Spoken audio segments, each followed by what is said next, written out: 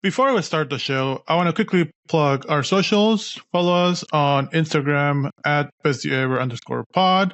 Also, we're on Blue Sky, Best You Ever Pod, and on YouTube, Best You Ever Pod. We do share some shorts over there. Please email us. Tell us your thoughts, feelings, questions, recipes, jokes, anything that you want to tell us. You can email us to bestyeverpod@gmail.com.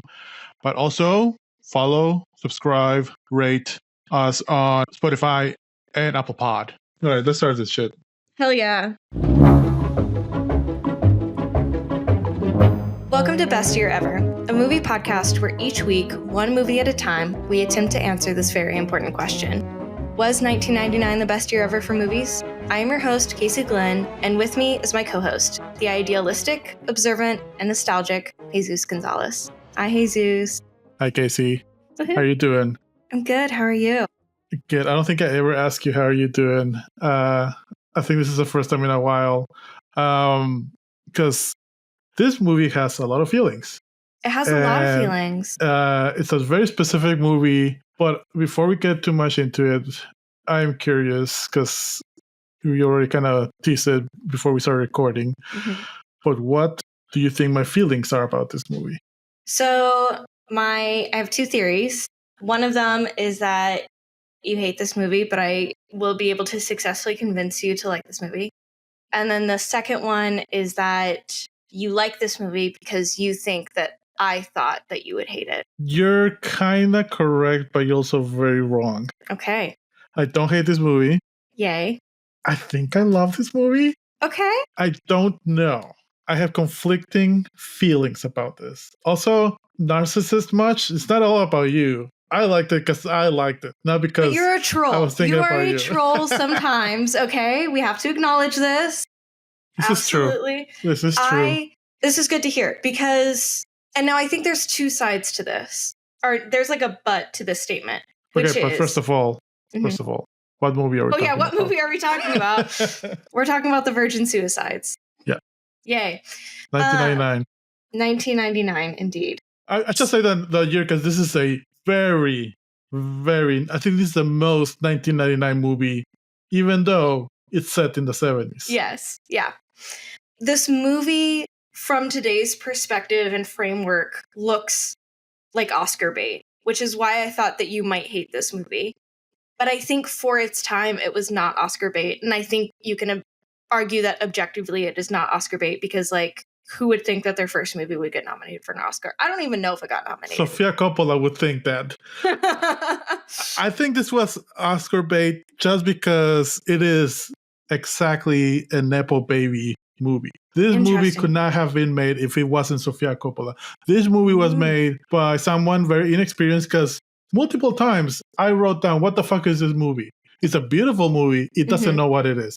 Beautifully shot, beautifully edited, beautifully directed to, amazing acting. Everything is really, really, really, really good. Best score we've seen in a while. Yeah. Like I wrote down who the music is by. But I think it's just because of Sofia Coppola's connections. She or dad, I don't know. And I might be shitting too much on her. Like, she is an accomplished director, but it does feel, especially for first-time director, that this type of opportunities, yes, it is luck, it's hard work, but it's also nepotism. Like this could not have been done without that. And I'm really happy that this is a Nepo Baby movie. I don't think it would have been made otherwise. And I was trying to think, has there been Nepo Baby movies done lately? I can't think of one. I don't know. Yeah, I don't keep track of them. Because like Ben Stiller, Reality Bites, very similar vibes as this movie. Yes. Nepo Baby movie. But I'm glad this movie was made. It's a very beautiful movie. Yes. It's a mess. This movie's a mess. I do think it was Oscar bait. No, I don't think it was Oscar bait, but I think it was Oscar bait adjacent. I'm just saying, I don't think it's an Oscar bait because Sofia Coppola doesn't need Oscars for her. Like, maybe just to prove herself. It's indie bait. That's what it is. Now I'm curious to see how many nominations it got. It didn't get nominated for any Academy Award. I think that's crazy. I think the score should have gotten the score. It had some Cannes Festival, Film Festival awards, but nothing. It had Teen Choice Awards. Hell yeah. Kristen Dunst as Best Actress. Young Hollywood Awards, obviously. But yeah, no, nothing too big. But you're right. I think you're correct on that. I think if it was done now, this would have been Oscar bait. Yeah, for sure.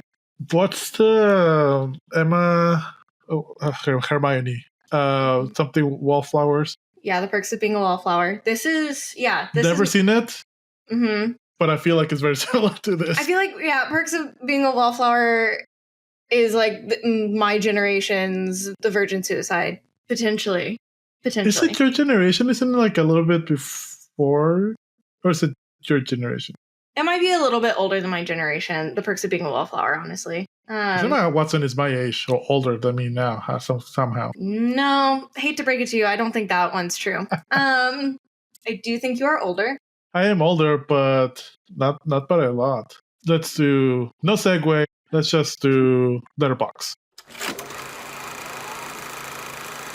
Our very own Casey Glenn, your review, which surprised me. I honestly was a little bit afraid that you weren't going to like it. I thought you were not going to like this for being kind of dated in some aspects, especially the protagonist or the narrator. Because I'll tell you right now, I call them the creeps. That was my nickname for that little group. They were kind of.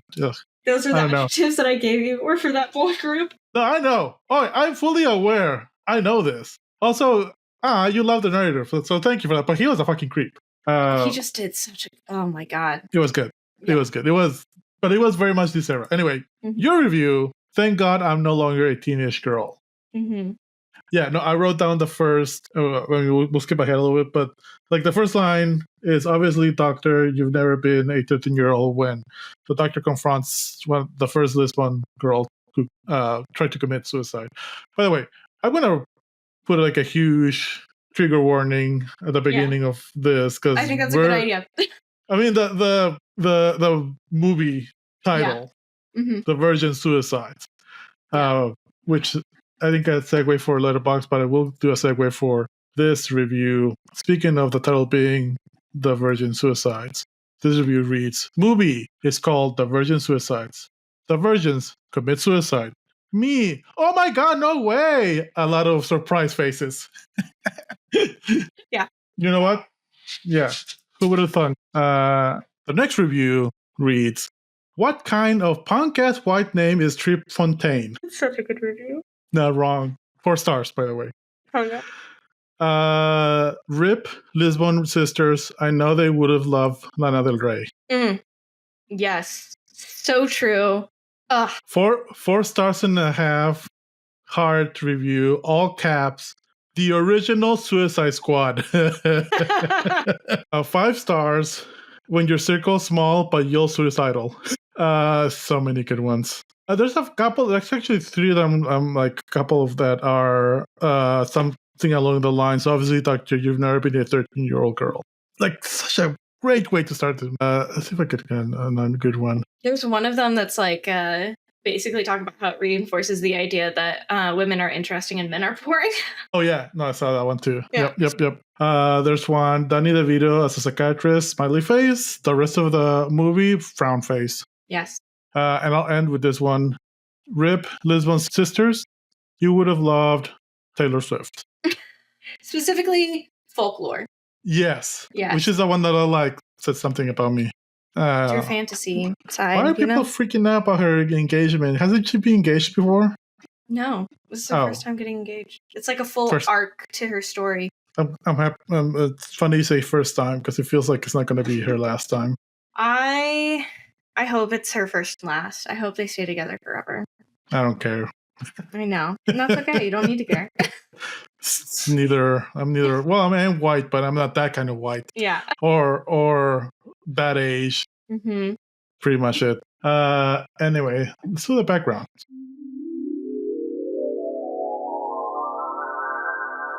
So The Virgin Suicides with a budget of $9 million, box office of $10.4 million. Oof. I feel like if this would have been made now, it would have done better. Or no. Mm-hmm. If this would have been made 10 years ago, it would have done much better. I'm going to argue and say not exactly 10 years ago, but like 2017, 2018. We're close to 10, but it's like, I'm just trying to be precise with it. But I'm thinking, well, actually, you're thinking of the second wave of that. I'm thinking of the first wave with 500 Days of Summer. Yeah. The Wildflower ones. Mm-hmm. Garden State. Like I've still never seen Garden State. It's fine. Okay. I really want you to see it because you're gonna hate Pixie Dream Girl. That's fair. Yeah. Natalie Portman. Mm-hmm. I even hated her as a Pixie Dream Girl or whatever. Directed by Sofia Coppola, as we said multiple times. Screenplay by Sofia Coppola. It is based on a book or a story. Yes.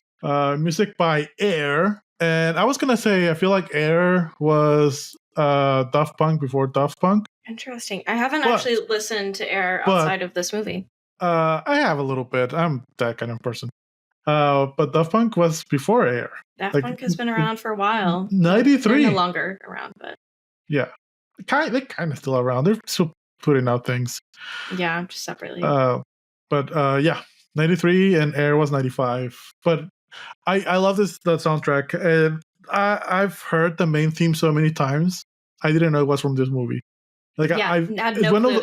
It's one of those themes of music that I just put on while I'm working out or so doing something or walking. Yeah, now that you say that, like even watching the movie, I didn't necessarily think like, oh, it's from this movie. I just thought like it also took from something else. Really, like, whatever. Like it was pre-existing, and they just incorporated it in. But that's no, but it does have great needle drops, especially with Trip LaFontaine, whatever his name is. Yeah. Speaking of, first edited by James Lawrence and Melissa Kent, starring Kristen Dunst as Lux Lisbon, Hannah R. Hall as Cecilia Lisbon, Josh Hartnett as Trip Fontaine. I would also want to include Hayden Christensen as Jake Hill only, but he's barely in that movie. Although I do have something to point out that I like. Oh, Anakin. He was Anakin for like one line, but it's a weird cast because there's a lot of characters. Especially, I didn't include any of the creepy boys. Maybe I should have, but like the narrator, who is he? Oh, yeah, Giovanni Ribisi, you see him everywhere. But also there's like there's a bunch of actors that are like, oh, look at him, he's there. But I think one of the problems with this movie, and we'll get into it, is it didn't really know who to focus on. It kind of felt like it was focusing Lux Lisbon, Kristen Dunst. That's the first shot. But it also was narrated by someone else who was an observant of the Lisbon sisters. So it kind of jumped around, but also for like a quarter of the movie was almost all about Trip Fontaine. It felt like a amalgamation of short stories, but the narrative fluidity of other movie wasn't really there. It's like pieces of a puzzle they can put together. Ill-fitted puzzle. You want to get into the movie? Yeah, I will say two things. One of them, the inspiration for the novel came from when the writer, Jeffrey something or other, he was talking to his nephew's babysitter for whatever reason. I don't know why. But somewhere in their conversation, she was like, yeah, my sister and I had like a suicide pact together. Don't know how she even dropped that comment in there. He was like, huh, why? And she was like, there was just a lot of pressure on us. And that was the inspiration for this novel, which I think is pretty incredible. And then the other thing I wanted to call out, this was filmed in the summer of 1998 in Toronto, Ontario. It's supposed to take place in Detroit or in a suburb of Detroit, but had no idea, really. That's crazy. But the shoot apparently lasted for 1 month. I think that's crazy. See, this is what I tell you, that I think it was it was made by a lot of capable people with a lot of experience, and also Sofia Coppola. Yes, it's a first film. I keep shitting on her, but it is very obviously a Nepo Baby movie, so I feel like I need to hit on that a lot, because she does have a lot of experience, but just based on her dad, and also, first director. This is an amazing feat. I'm at the same time admiring and also very jealous and very critical of her. All of those feelings at the same time. Speaking of feelings, okay, now let's get into the movie.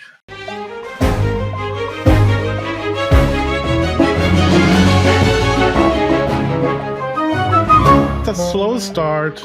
You see words on black screen, and then the first image is striking, is beautiful, it sets the tone, is Lux Lisbon. Yeah, it's like summer. It's supposed to be the 70s. Did you feel like it was the 70s, or did you have the same issues as with Detroit Rock City? I already knew it was going to be the 70s, and it was believable that it was the 70s, especially when we get into like the Trip Fontaine arc of it all. Yeah. Trip Fontaine was definitely very 70s. Yes. But it makes sense because he was a fuckboy before fuckboys existed, or there was a term for that. But you get a bunch of establishing shots, beautiful suburbia, America, Detroit City, you said? Or no? Yes? Yeah, Detroit, yes. Yeah. Yeah, okay. Weird that we have two movies in the 70s about Detroit. And then a hard cut into Cecilia was the first one. And you just see her in the bathtub with like pinkish water. Mm-hmm. That was like cool. I mean, it's harsh, but it was like, oh shit. Yeah. But it set my expectations too high, too early for this movie. I thought after this first 15, well, this is like first 5 minutes, but after the first 15 minutes, it kind of went downhill for me. Because it's a beautiful beginning. I could say it's a perfect beginning for a movie. You get establishing shots, you get the stakes immediately, you get the narration, you get those established. I love how you start with the first one in the middle, and then different handwritten versions of the Virgin Suicide populate, and it feels very high school, middle school kids doing this. Like I feel like they went to a middle school and asked kids to just write that over and over, which is a weird thing to ask kids, but I feel like that's what they did. There's all sorts of like most of these Virgin Suicides, I'm looking at them right now, are very cute. I would have done a, I don't know, Slayer type font, Virgin Suicide. Well, but no. You're not a teenage girl, so it makes sense. I was a teenage. Yes. But, not a teenage girl. Believe it or not, I wasn't always 41. But you get these really beautiful transitions of Virgin Suicides, and then very dreamy, magic realism almost view of Kristen Dunst on with the clouds in the sky, and then Michigan 25 years ago. Yeah, you're right. This is in that movie where we're at. I didn't pay attention, apparently. But this is where we're gonna start the narration. The narrator, who's part of the Creepy Boys, I'm calling them the Creepy Boys because they're neighbors of the Lisbon sisters, and they'll say how they're all in love with them, and they talk a little bit about the dad and the mom. The dad is the high school teacher, math teacher, but apparently all the Lisbon sisters are gorgeous, and they're all in love with them. But he kind of goes through all of the sisters. Cecilia, who survived her first suicide attempt.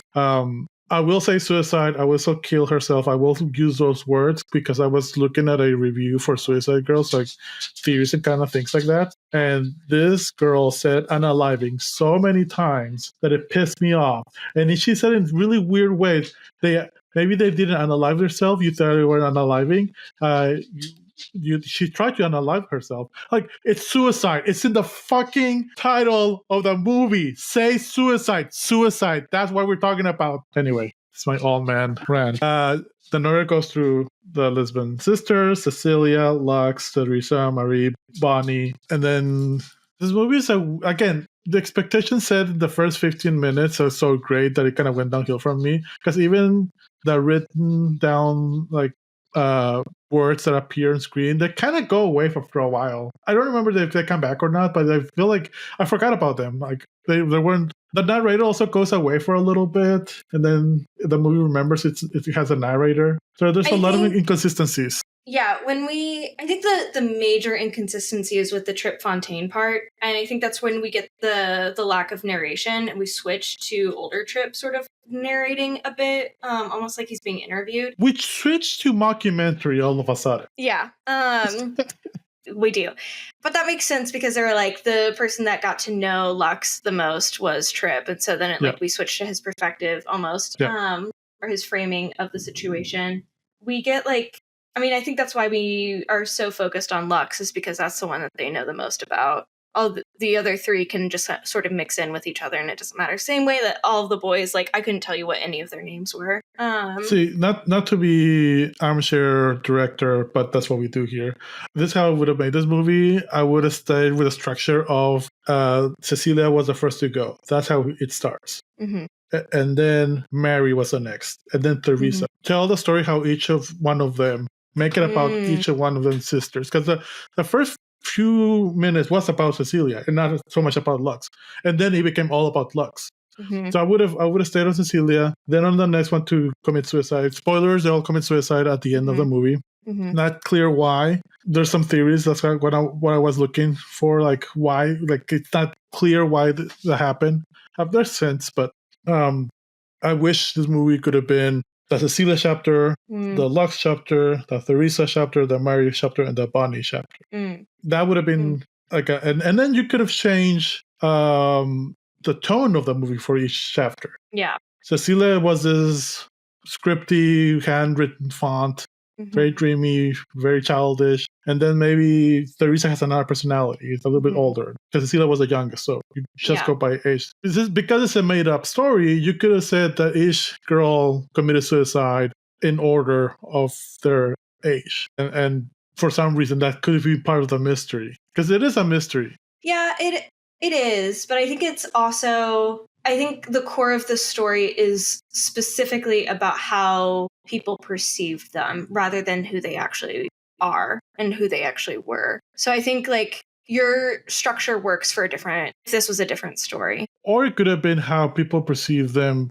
but still be on the chapter. Because this is about Cecilia, but it's not from Cecilia's point of view. It's from the creep's point of view of Cecilia. So that's maybe that. But, I'm not a Coppola, so... I'm a Gonzalez.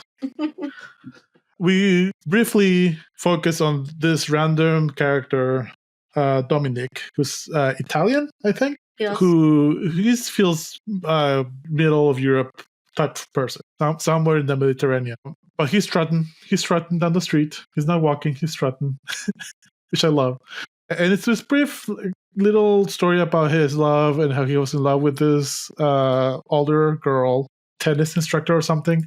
She goes off to Europe or whatever, vacation or leaves, and he can't take it, so he attempts to commit suicide from a very short second floor, falls into the brushes, and then just kind of walks off. And then that's all we see about him. But it was just to establish that teenagers has a lot of feelings. That's kind of the main thing. I thought they were trying to do an Amelie, or actually Amelie was later, but they feel very Amelie. I've never seen it, so...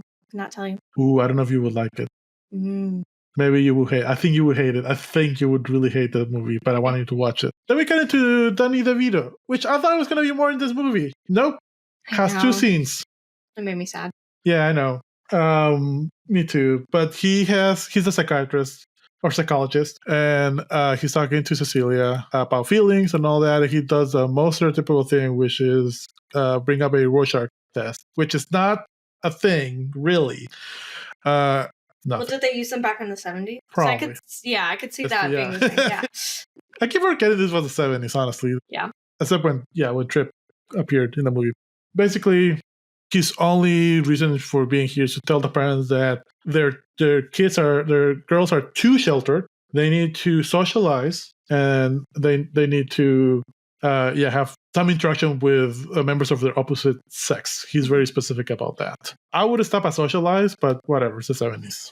I think the book makes it more clear that it's due to like the budding sexual desires. And that's why he reinforces like it needs to be like boys. Yeah, Lux is definitely the more sexual, especially when they invite this random boy. Do we know who this is? Is he one of the creeps? Honestly, I kept mixing them up after a while. Now, are you talking about the people that she was sleeping with on the roof? No, the first boy that is like the scene right after Danny DeVito, and they're like they're having dinner, and he says that he's into aviation. I think he was just like a random boy, right? Yeah, I don't think he was part of the gang. Lux is playing footsies with him, but yeah, just to show that she's horny as hell. Well, I think the other sisters were also playing footsie with him. I think he had 3 feet on 1 foot.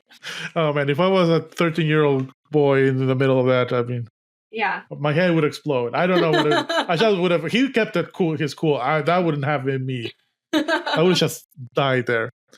But you get a little bit of their normal life. Obviously, mom is being very protective of Cecilia. At one point, the boy, because he's to go to the bathroom, he has to go through Cecilia's room, and you see that she has a lot of religious paraphernalia. It's a mess. Also, there's a lot of things. He sniffs Lux's, or he thinks is Lux's lipstick, I think. And then he starts imagining Lux is kind of the object of desire, kind of this movie.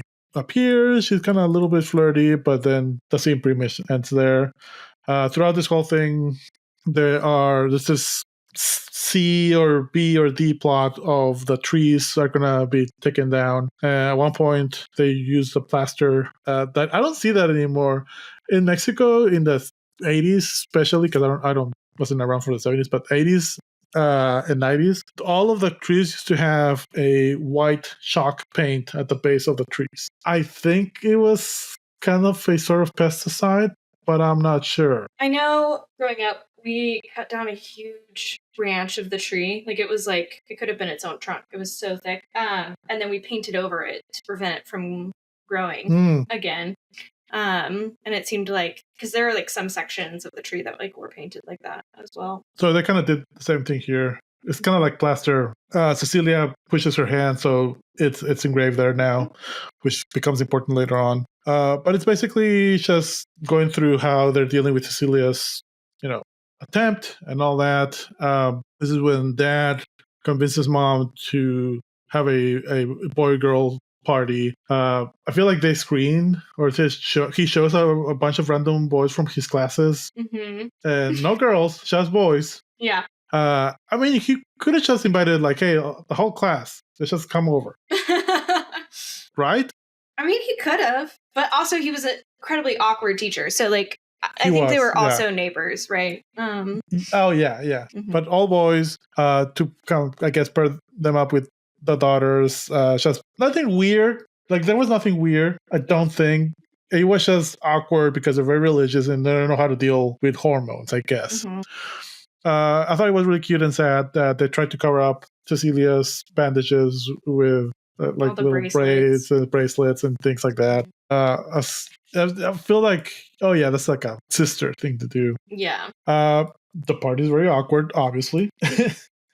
It's weird. At one point, there's a boy with Down syndrome there. I had a friend who had Down syndrome, and this is very much the interactions that we had with it. Like it was, because there was a little bit of not bullying, but dance for us monkey aspect. Yeah, like a teasing. A little bit of teasing, but it was lighthearted enough that he wasn't really the butt of the joke. Yeah. And that was my experience with my friend. This was in like 2nd or 3rd grade, so I was a little bit younger than them. But I feel like I've been also in this type of weird parties that I don't know how to talk to girls. There are girls there, but now that I'm there, I don't know what to do now. This is weird. Get me out of here. Which felt like the vibe there. One of the boys kept hitting on everyone, including the mom. That was so funny. Oh my god, that cracked me up. I also knew that friend. I had all of these friends. This is so funny. The dad with random airplanes just showing them off, and The boys were very bored. I would have been with that dad, being very entertained. That was where I would have been the whole night. Just talking to him about airplanes and World War II. Are you kidding me? That would have been fun for me. But yeah, it's a little fun. It's a little awkward. Celia excuses herself, and I had to rewind the movie because I didn't get that she. Oh, I immediately clocked it. I was like, threw herself. Yeah. I thought something was going to happen, but then it happened so fast. Then I had to rewind. Like, did I miss something? But no, it was really fast. She excuses herself, and then you just see clang, cling, clang, and then the dad screams, and then Cecilia threw herself out of the window, impaled herself on the fence. You don't see much gore, luckily, I guess, but the way that dad is carrying her, and the way that mom is having with the daughters and all that, it felt like very purposely religious tableau. Yeah. Like it felt like this was a religious painting. Just a layer of it. You get a quick, very sad. I did write down first of all because I thought the structure was we're gonna be focusing on each sister. So I wrote down one down. Oh God. I know. Called Virgin Suicides. We know this is the movie where we're talking about. I thought this scene was very beautiful and sad, where I thought it was very smart not to show the funeral, but you see the way to the funeral. There's a protest, and then you see the dad talking to the protester. They wouldn't let them into the funeral, into the cemetery. You don't know what they say, but you can guess. And then at the end to let everyone pass, and he said she was 13 years old. I think that there wasn't a funeral because I think, it's a shameful thing. Like, what happened? I saw cars walking into the cemetery. I thought it was just two cars. Like, I thought it was just like the family car and then the car carrying the body. Oh yeah, you're right. It was two cars. Wow. Yeah. It's not right away, but you do get a lot of the media just showing a 13-year-old picture of the girl all over the place. That was wild. Yeah. You get a brief scene with a father that I thought he was going to be more in this movie. There's a lot of characters that just kind of like come and go. The father is played by Scott Glenn. By the way, his name is Father Moody. He plays Stick in the Daredevil TV show, so he's always kind of like a badass. So I thought he was going to be more of a badass, but no, he's just kind of there. He's a terrible priest. I would like to make that very clear. Like, I just want to put that out there. He's terrible at his job. Yes. He shows up and he tries to talk to the dad. Dad's just talking about baseball because, newsflash, nobody wants to talk about their daughter who just killed herself. And also he's not engaging with the dad at all. No. The dad is kind of a terrible father too. When we get to worst actor ever, it's going to be really hard for me. I'm tempted to give it to... exactly who my worst actor ever is. Don't you dare give it to Hayden Christensen. I will. No. And, okay, good. Because I'm tempted to give it to James Woods. James Woods. Yeah, I had to... I'm tempted, but I'm not. Because he played a really subdued and restrained role. But I think that's the role. Yeah. This dad was just out of it, starting with the death of Cecilia. I really like the scene where he kind of tried to open up to the father a little bit, and then he's just kind of like, no, I'm just going to talk about baseball, whatever this is. Terrible priest. I hate also that priests have to be psychologists and everything. They're not trained for that. I know, but like, they kind of signed up for it, Yeah. You do see a lot of religious symbolism around everywhere. And icons and everything. Religion is big here. But yeah, tries to talk to the mom. You get a scene of some neighbors removing the fence. This is an important conversation that he has with the mom, where he goes, I listed it as an accident. Yes, you're right. Yes. Yeah, which really stood out because obviously there's this belief that if you commit suicide, that you're going to go to hell. And so he is basically telling her, I got you, girl. She's going to go to heaven. You're reminding me of, what's the Robin Williams movie where he goes to hell and heaven? What Dreams May Come. I don't know why. It's in 1998. Damn it. We're off by 1 year.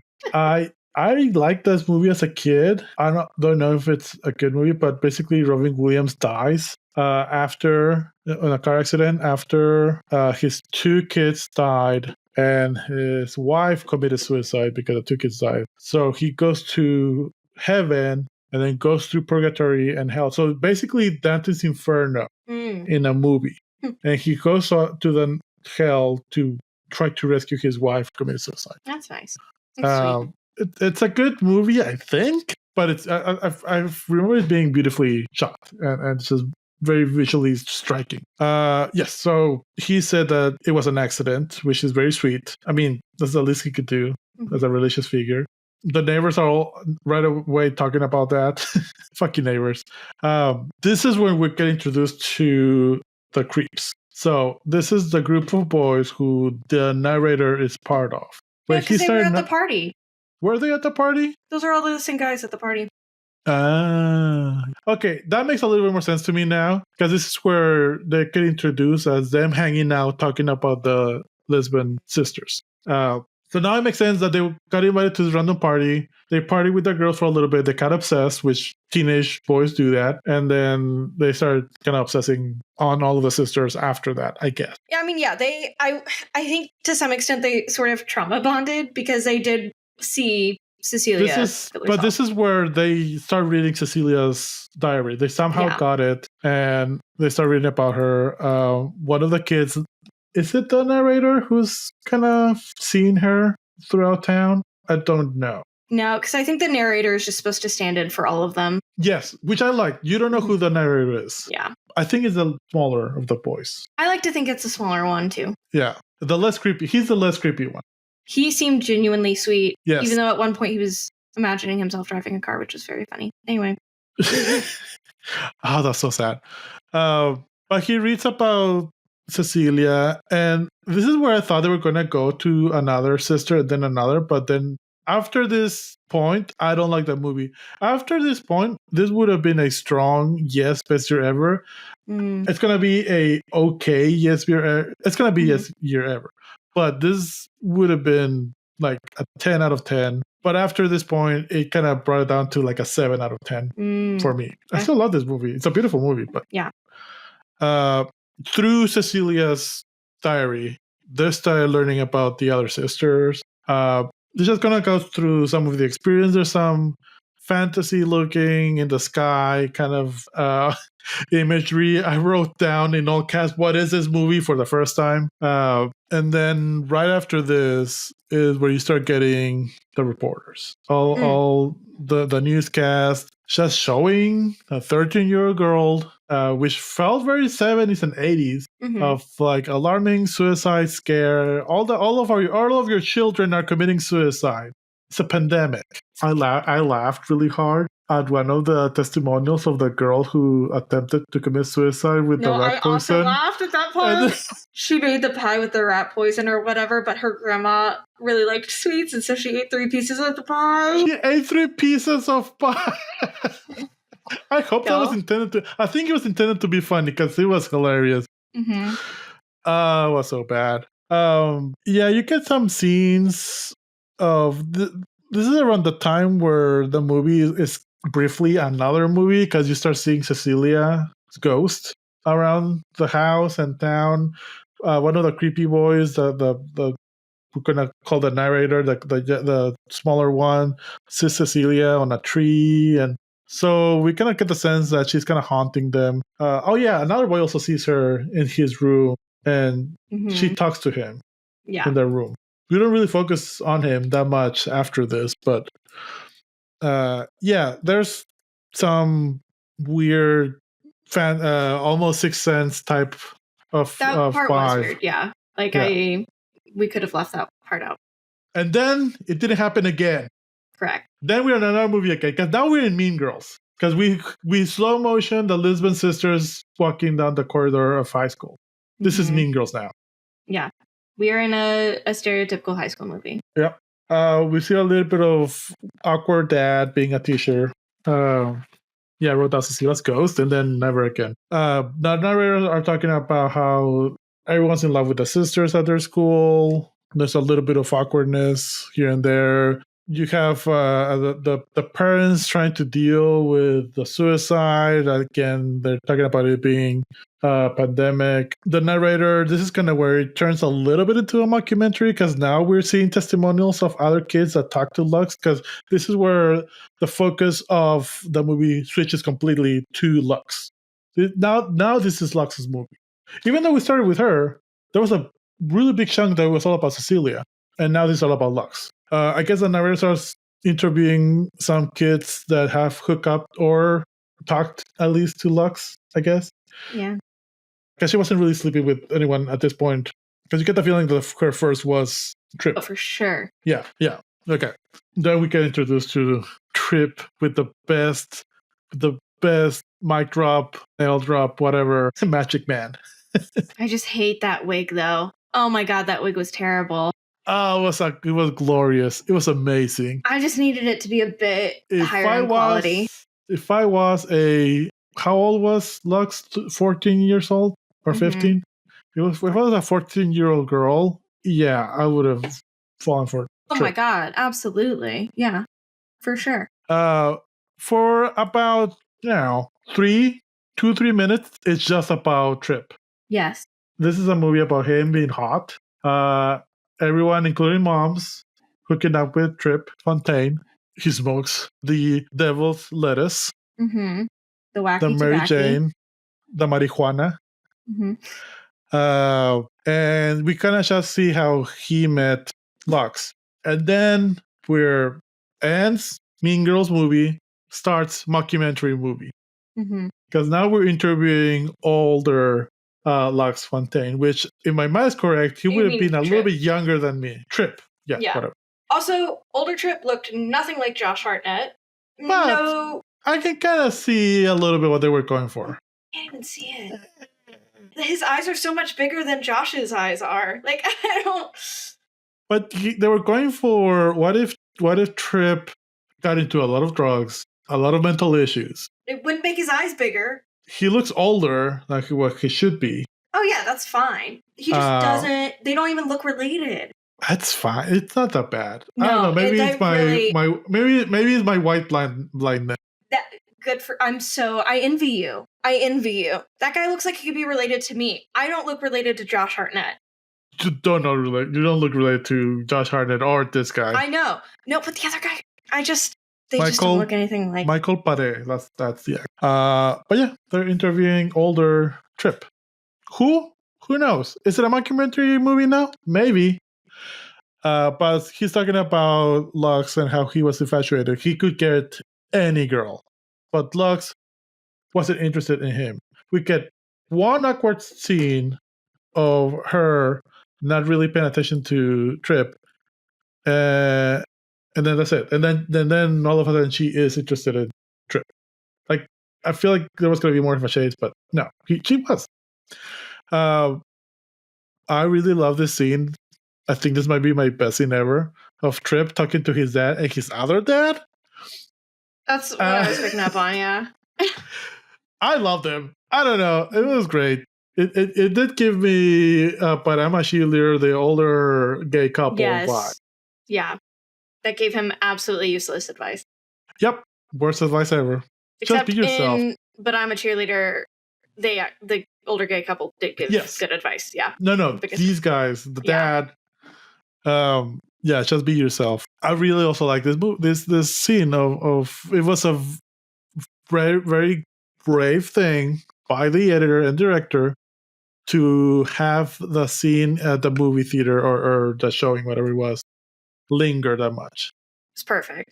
Kristen Dunst, Lux, the little pinky, which I've been there, and then him not like, and then someone farts, and then he kind of disappears. So like, this whole scene was perfect, and it was so long. It was long. It was the way he even sat down in the chair next to her that like took me back to high school. Like, just that feeling of like you're just sitting there by yourself, and the boy you like or whatever just like comes and sits down next to you, and like that feeling and sensation. Wow, incredible. Captured really well.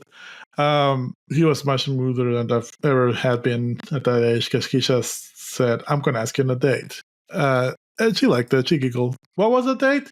Yeah, very awkwardly sitting with her family watching TV. The tube. The tube. Yeah, I have here in the notes. Ooh, slow reach to a lot of folks. They like whenever he's over at her house and they're watching the TV, they're watching some like nature documentary, which I believe is sort of connected to the start of the movie before the party, and Cecilia's still around. She's talking to her mom. She's like, this is like the third animal this week that like has ended up like going extinct, and like talking about frogs and like caring about a lot about wildlife. We find out she cared a lot about the elm trees dying on their street. Like I feel like that's the mom trying to stay connected to Cecilia. Yeah, there was so much focus on Lux as a desired object and a sexual object that I felt there wasn't enough grieving of the loss of Cecilia. Like I didn't see that much.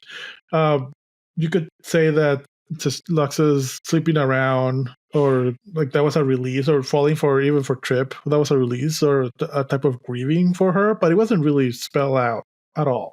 I think also teenage girls don't know how to grieve, right?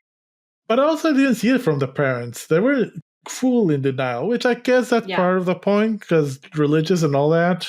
I don't know. I felt like all the family kind of forgot about their sisters, except when they tried to save the tree. But other than that, I don't know. I feel like I was missing it. Because you do have this full-on focus on Trip and Lux for a good chunk of the movie. We're out of Mean Girls, we're out of mockumentary. Now we're in teenage romance. I want to get laid movie comedy. The dad and mom's like, oh, it's getting late, I think you need to go. Which that exactly thing happened to me when I was around that age, and the parents were like, oh, it's so late. I'm like, no, it's not. Trip sends up, leaves. Thinks he's gonna get a kiss. Doesn't ask her out. That's true. She didn't give him much of an opening. But I think she lingered enough. But she kind of like, Lux was like, okay, bye. She's like, okay, bye. Again, the way they linger on scenes, I think is great.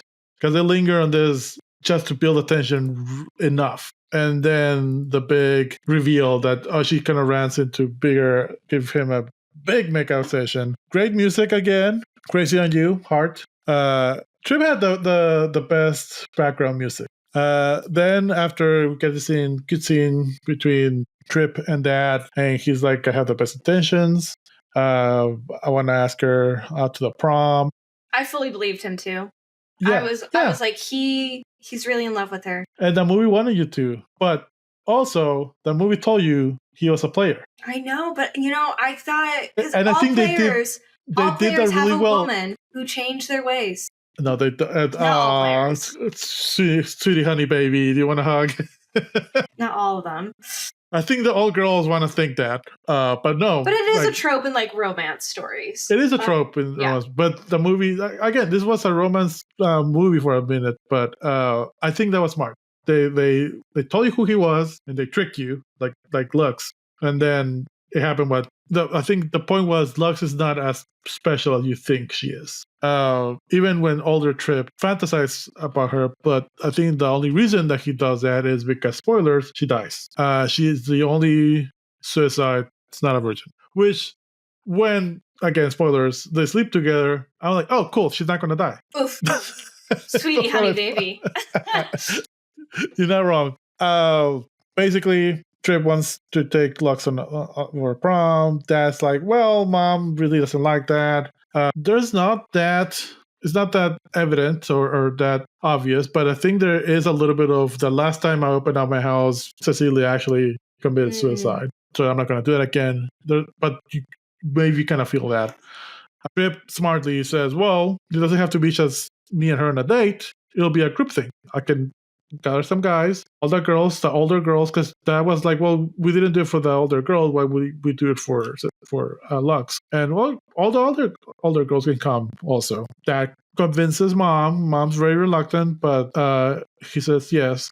And then we get finally Hayden Christensen. I was waiting for him. 49 minutes. Oh, but yeah, we get Christensen, the baby face. It's crazy that 3 years later, he's Anakin. Then we get narrator back after a while. This is where he's like, they went all to get dresses, but Mom ended up making them potato sacks, basically, which I also kind of believe. Those dresses were also very 70s. Like, yes. Yeah. But they all look very Puritan also. Like, yes. Yeah. All of the boys in their dorky 70s suits also.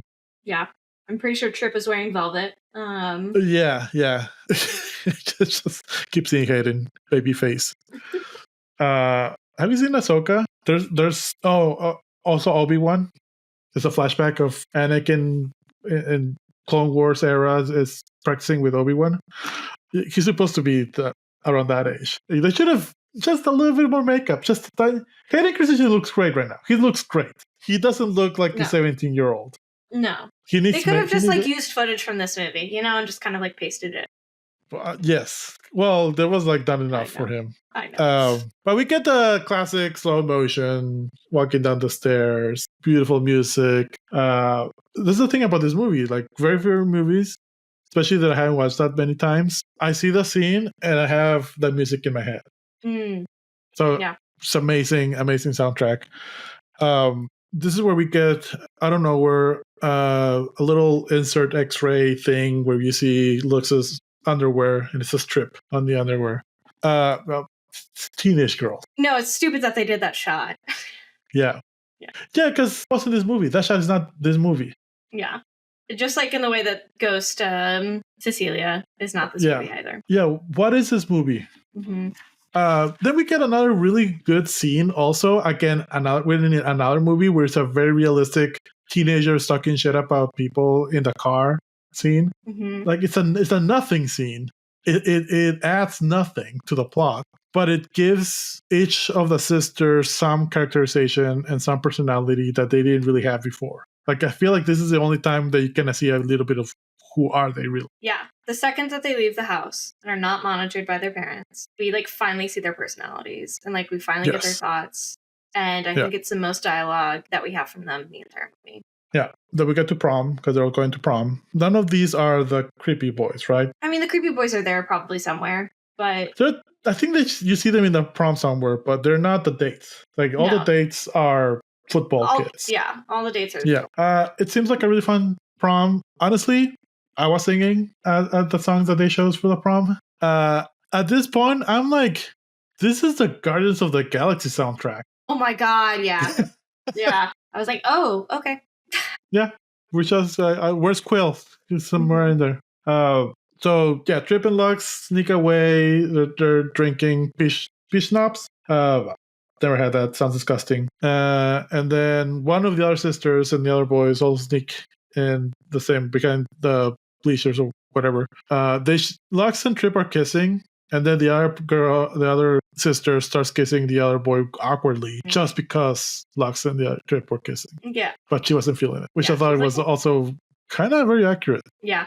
It was very funny. All this scene is very cute, weird, awkward, very teenager, very realistic. I liked all of this. Trip and Lux win Queen and King of the Prom. Casey, did you go to prom? I did. Even though I was homeschooled, we did have a prom. How? Was it you and your parents? I went to a homeschool co-op that was basically just a private school. And I graduated with 30 kids. You've told me about the homeschool co-op before. What is that? So basically, it's a bunch of typically homeschool moms, a few homeschool dads, that are subject matter experts, quotation marks. So if you have a homeschool mom who's really good at science and who is a nurse, maybe or got a nursing degree, she can teach your kids science if you really suck at it. So it's kind of like having other homeschool parents teach your kids if you don't do well in teaching them that subject. Homeschool is such a weird concept to me. It's a terrible concept. It feels illegal. Yes, and the state of Texas does not regulate homeschooling pretty much at all, if there's any regulation. So it's a problem. Okay, so you have more of a high school experience than I did, at least American experience, because I didn't have prom. We didn't have proms. I even had homecoming, which is we didn't have homecoming either. I had homecoming in until college. That's fair, yeah. But it was just it was 80% mixed. We had a their homeschool football team. Yes, because there's homeschool leagues. Oh, was it the Mama Boys? Yeah, pretty much. Yeah, but what was it? What was the name of the team? I want to know now. Oh, Spartans. We were the Spartans. Ugh. It's either the Falcons, the Spartans, the Tigers. Yeah. The Badgers, sometimes, like, those are the edgy ones. Yeah, no, I had, I think our homeschool or proms or whatever, there were the quinceañeras and like we had things that were called tardeadas, and tardeada as in afternoon. So it's just like an afternoon party. That's pretty much it. Which felt very, very prom. Except you never like got dress up or anything. Anyway, good prom. They're all driving back together, but Trip convinces Lux to go to the field, and she's like, "Well, I don't know." And I'm like, "Oh man, I hope not." I was still hoping here. I was like, "Trip, don't be that guy. Come on, Trip." I knew what was gonna happen. I didn't think it would get as bad as it did. No, but all of the girls and other dates, the boys, go back to the house and they drop off everyone. The boys even circle back to see that they went in safely. Lux is nowhere to be seen. We kind of see Lux and Trip on the field, but she doesn't show up. When they're dropping them off, this is where we get one of the sisters asks Hayden Christensen, Jake Hill, "Are you gonna call me?" And Hayden says, "Oh, absolutely. That's Anakin." When he said, "Oh, absolutely," exactly. Because he lied. Because he lied. And he never. We don't know. Her. We don't know if he lied. No, the mom. The mom knocked him out. Well, no, it says later in the movie that he never called her. No, I don't. No, not my Hayden. No, I thought that the mom kind of pretty much locked them down. That's why they didn't. But they were still able to make phone calls. Yeah, I guess. Mm-hmm. Yeah. You see after they drop them off a shot of Lux and Trip sleeping in the field. In the wide open field, not even under the bleachers. Field, which I never understood. I don't know if that's a real thing of kids being that horny or couples being that horny. It's just a wide open field. It is. I once caught a couple full on butt naked or buck naked in a car behind a Target. Also, when I was working security. Also got them another time, middle of the day, buck naked, in a not that empty park. In a park in the middle, there's so many houses around. In a park in the middle of like a lot of houses. I was walking with my mom and my aunt and my little sister. Oh my god. Which at that point is almost as equal as being in an open field, but at least they were alone. I was shocked that Lux wakes up alone. Yeah, that was devastating to me. It was, because I was like, honestly, I was even thinking, even when she goes back on the taxi, and I was thinking that older Trip was gonna say, "I went to get some coffee. When I went back, she was gone. I tried to call her." Nah, the second he was gone, I was like, "This motherfucker." No, I was so hoping, but no, he's like, "Nah, I don't know why. I just left her. I was done." Devastated. Everyone wrote, "What the fuck, Trip?" Yeah. Mom's angry. Mom is so angry that I think it scares the taxi cab driver from asking that was for really money. Funny. That was really funny. I thought the same. Just like him reversing out of the driveway. Hysterical. Yeah. Because he was waiting for payment, but no. But it was believable how she reacted there. Then she overreacted and pretty much took the girls out of school. Yep. Very cultish behavior. This is one of the theories that I kind of was reading about, that they probably were part of a cult, and that's why they committed suicide. Like, it's more the cultish behavior of isolating you from your friends and family or friends. Very religious overtones. Very much like this is your only escape, and this may be why. Yeah. Their theory was that the creepy boys killed them all and covered it up as suicides. That's so which stupid. I don't think, but I heard that. But yeah, they're pretty much locked down. Mom makes Lux burn her vinyls. She makes her burn like 2 vinyls, and then it starts smoking up the house because. Yeah. Yeah. Started with Kiss again. Second movie we watched. Yes, in Michigan. In Michigan. Mm-hmm. And then this is where we get full on back again. The movie remembers, oh yeah, we're talking about the creeps. Mm-hmm. So we get now the creeps watching Lux having sex on the rooftop. They're talking to the boys that she's having sex with. Don't Trip. We don't see Trip anymore. Ever again. Older Trip does says that that was the last time that he saw Lux and the field. This is where no, she's not going to commit suicide. She's not a virgin anymore. It's called virgin suicides. Dad is losing it.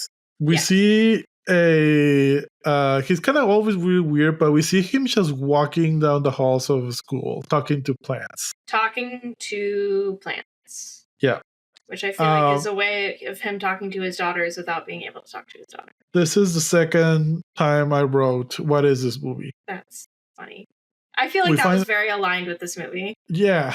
It's like, what the fuck is we find out that he gets fired. So now everyone's just cooked up in the house. Mm-hmm. You also know that this is a 70s movie or movie set in the 70s because they have a big ass house for having no job or just having a teacher salary with 5 kids, well 4, and wife. Like it's because I don't think she worked. No, she was a homemaker for sure. Yeah. Then we get this really quick scene of finally they're gonna tear down the tree, but it has Cecilia's imprint. The girls kind of wrap themselves around the tree. Mom and dad are okay with this, but they're just in the porch. News people come in, and the newscaster, the reporter lady, was like, "Make sure you get their 90s. They're out in their 90s outside." Really creepy, really schemy. Horrible news people, fear mongering, all of that. Well, nothing has changed. And then we are in another movie because we get a really cool fast forward scene of I guess seasons or at least a few months. Mm-hmm. Still, the girls are cooked up inside their house. This is where the narrator starts saying that the only way that the sisters could escape was through their imaginations because they got catalogs of different exotic places: Asia, Africa, Latin America, Europe. There's a weird montage of the creepy boys and the Lisbon sisters traveling, and you see them actually. It was cute. I thought it was cute. It was cute, except that they don't really know them, so that was really weird. Yeah. Cecilia's alive in this fantasy. Mm-hmm. I wish they would have been established more at the beginning that they were somehow communicating. I wish that this type of communication was always there. Because the Lisbon sisters were always sheltered to some degree.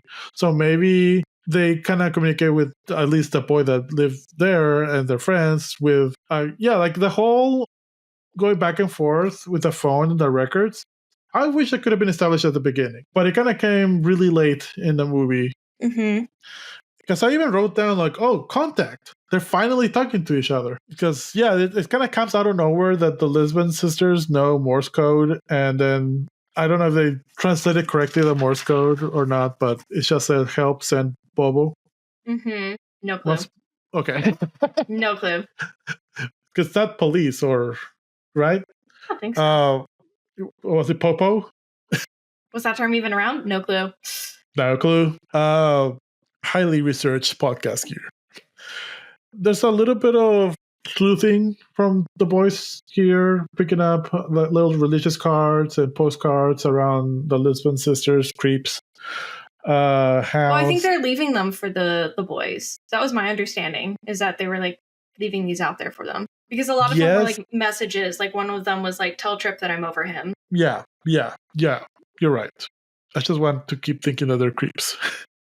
But there was a little bit of the Lisbon sisters leaving those messages for them. Pretty much, I guess they had no other option than just talking to the neighbors. At one point, because the Lisbon sisters have been leaving messages to them, they get from Lux, right?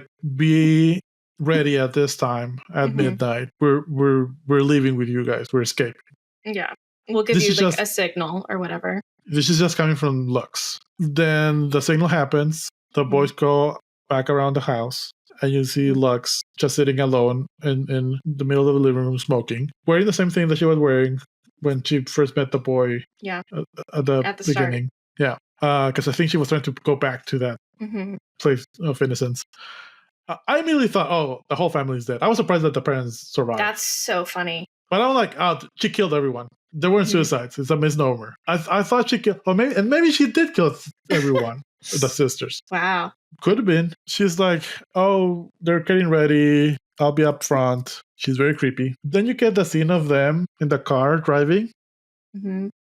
And I'm like, oh, they made it. No, I believed it. I also believed it. And then it went on for a little too long. And then the small kid was driving. And I was like, wait a second. This doesn't seem right. It reminded me so much of The Simpsons when they drove, they escaped also. Then hard cut to the same night. And like, oh no. I was like, I remember the name of the movie again. Yeah. The reveal. Oh my God. So they go down to the basement. It looks like the family never cleaned up the basement from the party. Yeah. Like a Which lot I kind of get a little bit, because that was the last time that Cecilia was alive. Yeah. So one of the sisters hung herself down there. Yeah, that's a reveal, because you just see the slippers, the shoes. So creepy. Yeah. Boys run out. Trip over one of the other sisters. Yes, we see one of the other sisters. This is where I think Lux killed them. Like, I feel like she was a mastermind. Like, maybe they committed suicide, but I feel like she either convinced them, drugged them, or something. I feel like she did something. You want this to be a different movie. Just say it. I want this to be a movie. Be something. Yeah, all the sisters died. Narrator tells us kind of what happened, or what he thinks happened. Cecilia hung herself. No, not Cecilia. We don't know who. I can't keep the sisters straight. Yeah. One of them hung themselves. One was the of it. Yeah, and then the other one took sleeping pills. And then sleeping pills. Lux killed herself. Very Midsummer-esque in the garage. Yeah, in the garage with, like, in the car. There's kids outside. Those damn kids. Yeah. See anyone outside. Then we get a rare mockumentary again type voiceover from Mom, and she just said, none of my daughters lacked for any love. And then the narrator says that they pretty much left. The house was bought by a young couple. It kind of became urban myth, urban legend kind of thing. We just kind of see a bunch of shots of her house empty and sad. And I thought this is where the movie was going to end, but it kind of keeps going. And now it's a commentary on our social values. Like, if you didn't get that this was a critique of suburbia and American Catholic, or not Catholic, but hyper-religious values, then this really sets the tone, because we're in this very rich party where the theme is the suicides. The theme is asphyxiation, because there was something about the algae that year that made the entire community smell terrible. And so they made a play off of that. I thought it was about Lux's suicide, and they were like using gas masks. But that makes more sense. But it was a little tone deaf. Yeah, for sure. Which the narrator points out, this is how people cope with tragedy. You just forget about it, or make fun of it, or whatever. You kind of see the creepy boys now with their dates, and it's a kind of mirroring of the prom with the Lisbon sisters, and now just these creepy boys with some random girls. One of the people from the party talks about her daughter going to college or something, and it just kind of ends there with the creepy boys looking at the Lisbon sisters' house, written and directed by Sofia Coppola. Yeah, it's like a moment where they realize, like, oh, we're gonna have to keep living our lives, like, we're gonna move on, like this, but like they're not, like, it's their realization of their mortality. And then after the credits, I don't know if you stayed, but the camera tilts down and you see Pennywise. Stupid. It almost was a horror movie for a little bit. Yeah. It was a little scary. So I don't know what to think about this movie. I think it was beautiful. Yeah. But I loved it and hated it at the same time. Because Why? You thought I was going to hate it, but you said you were going to convince me. Why do you think I should love it? I was just going to convince you that it's like not Oscar bait. Was like the only argument that I was going to make. But I love this movie because there are like two types of movies. I mean, there are of course multiple types of movies. There's two types of people. Yeah, losers and winners. But I won't even go into the types of movies. But one of them is like a vibey movie. Vibe movie for me is Call Me by Your Name. It's The Holdovers. It is The Virgin Suicides. It is capturing a specific feeling, a vibe, an emotion, a sensation. And I think that this movie does that incredibly well. It's not character driven. It's not necessarily maybe plot driven, but it is like feeling driven. Like it is very much about that. And I thought it did a really great job of capturing it. So because of that, the lack of pacing, good pacing, the lack of cohesion, the lack of direction in a way that this movie didn't know what it was, doesn't bother you because the vibe was correct. Well, I think it did know exactly what it was. I think it knew that it wanted to capture girlhood and it didn't care about how it did it. And it didn't care about, Okay, I guess when I say what it was, I mean, like, what type of movie was it? Was it an indie film, Amelie style? Was it a surrealist type of movie? Sometimes it was. Was it a slice of life kind of type with a very tragic thing happening all of a sudden type of movie, which it was sometimes. I feel like it was all of these movies. Yeah, but I think that works because it's supposed, like, I feel like that's typical adolescence where it's like it always switches. Some days you have a heavy fantasy that it just consumes you and then you move on and that's just a regular school day, right? Like I think switching back and forth between those kind of crazy emotions is like the teenager experience. Have you seen The Room? The one with Brie Larson? No, the one with Tommy Wiseau. Yeah, I love Tommy Wiseau. I love that movie. Of course I love that movie. Yeah, of course you love that movie because when you're describing the like I kind of thought about what he said about the movie. Like, people are crazy. They're random. Let's just do things excusing his bad acting. Like, I feel like, this is how teenagers act, but it's a movie. It should have a direction. It didn't. I mean, sure, if you want to capture... It had really well-directed moments. Yeah. But I felt it lacked cohesion. No, and I think that's still a valid argument. But I think it's also valid to feel like it's not a big deal that it lacked cohesion. Yeah. But let's do awards. Speaking of judging, let's do awards. We have 3 awards: Best Actor Ever, Worst Actor Ever, Best Scene Ever. Casey, Best Actor Ever. And why is it Hayden Christensen? Love you, but no. No, I know. Let's see. Best Actor Ever goes to Hannah Hall as Cecilia. I thought her performance for her age was absolutely incredible. I thought she filled the space very well. Yeah, I can see that. Yeah, definitely thought she was going to be a bigger part of the movie, but then she got forgotten like 3/4 into, or 2/4 into this movie. I'm going to give it to Kathleen Turner, Mrs. Lisbon. She played exactly the role that she needed to play. Even when the daughter died, she didn't overact. She could have really easily done that. Also, she played like this denying, absentee kind of mom that's like, nope, everything's great. We're watching a nature show. Nothing is wrong. My daughter didn't just commit suicide days or weeks ago. Which I thought it was painful, but it was really well acted. Worst actor ever. Leslie Hayman as Therese Lisbon. She was the one that asked Hayden Christensen to call her. She was so bad. She was horrendous. Like, it sounded like she was reading off a script. Really? Yeah. She took me out of the movie. Yeah, maybe also I was distracted by Hayden Christensen. I didn't really notice it. I thought all the sisters were fine, except Cecilia and Lux, obviously. I didn't know which sister was which. Like, it was just, this is why I wanted it to be a chapter persist. I'm going to give it to Michael Paré, All Trip. Yeah.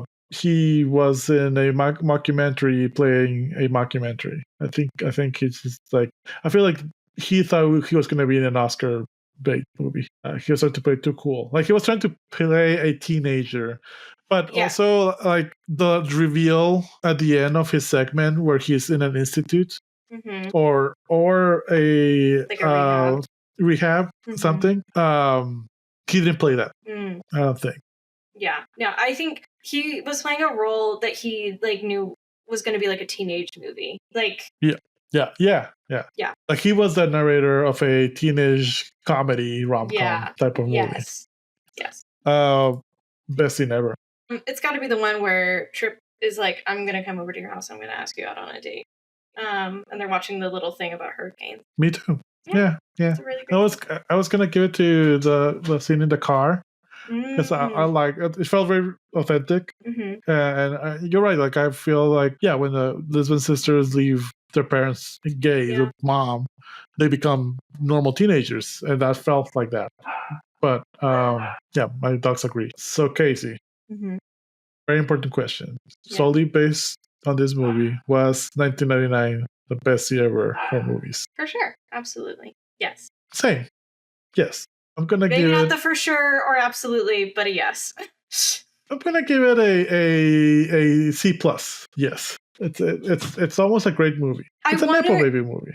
Did Nydia watch it with you? No. I would be really interested to hear her take about it. I'll have her watch it. Okay, great. Get back to me. I've subscribed to Paramount Plus for my 7-day trial, so I have 7 days to watch this movie again. Okay, perfect. Are you ready to see what we're gonna watch next week? Yes. 60 election. Ooh, is it? Oh yeah. Ha. Pre-selection. Yeah. 92% on Rotten Tomatoes. Yeah. It's a satire of political elections and all that. If I remember correctly, I think I've seen this movie, and I think, maybe I'm wrong, Witherspoon is a villain. Looking at the summary of the movie, that's what it seems like, and I'm very excited for that. But also think, what's his face? Matthew Perry? No, not Matthew Perry. Matthew Broderick. Matthew Broderick. I think he's also kind of creepy in this movie, if I remember correctly. Love that. Perfect. Great. What else he's like, but he does have like I think he's creepy on purpose. Like, we're supposed to think he's creepy, if I remember. But I think it's a good movie. So we're gonna do Election next week with Witherspoon, Matthew Broderick. Fun movie, creepy movie. Who knows? But we'll see. See you next week. Bye. Well, this was definitely an interesting Nepo Baby / indie movie to watch. But if you have your favorite Nepo Baby, or do you think it's a Nepo Baby movie, at least one that's released in recent years, because I certainly can't think of one, please let us know. You can email us to bestyeareverpod@gmail.com, DM us on Instagram, bestyearever_pod, and follow us on YouTube. I do read the comments there. I do respond most of the time, unless they're mean. No, I also respond to the mean ones. But please follow us on YouTube. Also, we release shorts there. We're probably going to start releasing videos soon. But as always, follow, rate, subscribe on Apple Pod, Spotify, and anywhere you get your podcast.